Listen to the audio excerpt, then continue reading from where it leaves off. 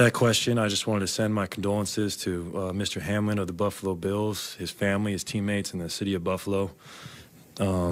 As athletes, sometimes the game can overshadow us as individuals or people, and just on behalf of the organization, we just wish him the best, keeping him in our prayers and hoping for the best possible outcome, and just a tremendous person, and it's bigger than sports. So, but to answer your question, it was a gritty win again. I mean, we've had what seems like a lot of these last week, and the offense was flowing in the first half. Got a little stagnant there in the second half, but we just made gritty play after gritty play. I mean, DiVincenzo, Dante was clutch once again. Loon, Draymond quarterbacking everything.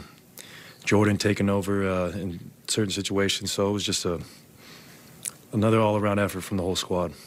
I know 50 is a pretty huge mark for a scorer. Was there a moment you knew like 50 was on the table for you tonight? You know, even when you have a big first half, you never go into the locker room thinking like, gosh, I'm going to try and get 40, I'm going to try and get 50. You kind of just try and let it happen naturally. And I thought I did that tonight, and I thought I got great looks. You know, I shot a good percentage from 2 and 3. I took a lot of shots, but luckily made more than 50% and came out with the win, which is most important. But, yeah, I don't go into halftime thinking I must get 50 tonight. I just go out there and play my game. What does it mean to you individually? I mean, this is your first 50 since you came back, yeah. Obviously. It's a huge accomplishment for myself. I mean, absolutely big. And just seeing Dominique Wilkins before the game and talking to him, telling him how much of an inspiration he was to me, coming back from the Achilles to average, I mean, in the high 20s after a decade of playing, that inspired me to be myself. And 54 points is nothing to slouch at, even in a double OT win. Like, there were some hard days for me when I didn't know this would be possible, and to live it in real time, I'm just going to embrace the heck out of it. Klay, you started the season on didn't really play during training camp. You were on a minutes restriction. You're still resting in back-to-back games. I mean, just being able to play 46 minutes through a double overtime and play the way that you did, just from a conditioning level, one, how are you feeling? And two, again, kind of what does that mean to you to be able to do that? Well, I feel great, and I would not have been able to do this a couple months ago. So this is a huge milestone for me, and to have energy on both sides of the ball. So just a big confidence booster individually for myself. And we're almost nearing the halfway point, and it feels great to feel like I'm getting better with every game. And I'll be more consistent as the season goes on, just from what you said, like not getting the live reps I probably needed. But now, after, 30 games under my belt, I'm feeling just wonderful.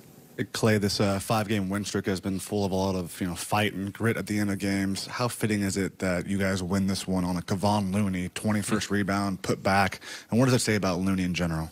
Man, he's just indispensable for us. Loon is incredible.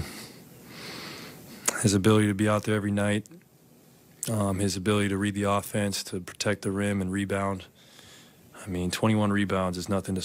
It's not hard. That's not easy to do. It's incredibly. That's like scoring 40 in an NBA game. So I'm just proud of the man for what he's fought through as well. He had some injuries like myself that might him feeling like a shell of himself, but now he's such a vital piece to what we do. Klay, Kerr and Looney both said that it seemed to them the year compared to earlier in the year, say, pardon me, the year, I think they used the word term more relaxed. Do you feel that way? And if so, how have you got to that point from where you were? I definitely am more relaxed than I was in the beginning. I think in the beginning I was just so eager to be back to those big nights like tonight and proving whoever wrong that I'm still great. And now I just it's going by so fast. We're almost at the halfway point, and after this year, there's only 1 year left on my deal, so it's like I just told myself, like, man, I gotta enjoy every day in a Warriors uniform. Like, this is such a incredible position to be in as defending champions, and to see the banners we've hung and just the brand that's been built here. I mean, I just had to remind myself daily, like, this is literally a dream I'm living, and what matters most is just having fun and playing hard. All the numbers, all the big nights will come as long as I do those two things. At what point did you kind of have that talk with yourself? Honestly, I had it a couple days ago. After I had it a month ago. I've had a lot of self-talk like that in the last few years, but it's incredibly helpful. It kind of just puts everything in perspective.